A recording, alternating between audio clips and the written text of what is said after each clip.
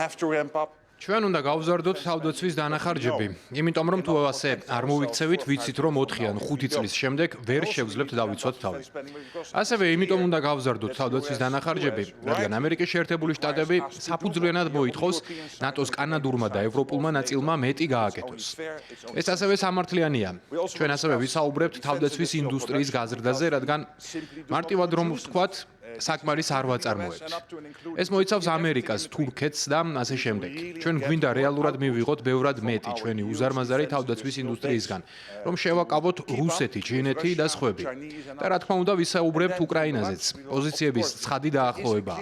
და მე მოხარული ვარ ამით. ეს კი გამოიხატება იმაში, რომ პირველ რიგში ჩვენ გვსურს მშვიდობა უკრაინაში.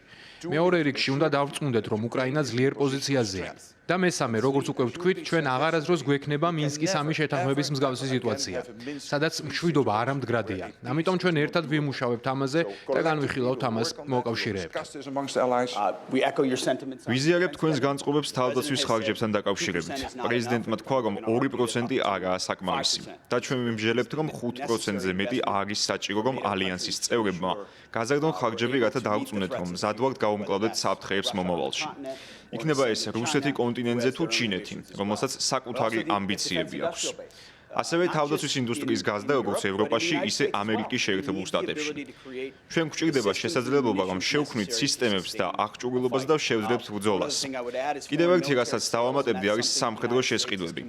შეერთებული შტატები ისწრაფვის დააჩქაროს პროცესი და უზრუნველყოს, რომ ჩვენი მოკავშირეები მიიღებენ იმას, რაც სჭირდებათ და როცა სჭირდებათ. ეს კრიტიკულად მნიშვნელოვანია. ერთადერთი ადამიანი, რომელსაც შეუძლია მხარეების გაერთიანება, მშვიდობის მისაღწევად ეს პრეზიდენტი დონალდ ტრამპია. მან ამის დემონსტრირება მოახდინა გუშინ, როდესაც ესაუბრა ვლადიმერ პუტინსა და ზელენსკის, რომელიც მიმართულია მყარი, გრძელვადიანი მშვიდობისკენ კონტინენტზე.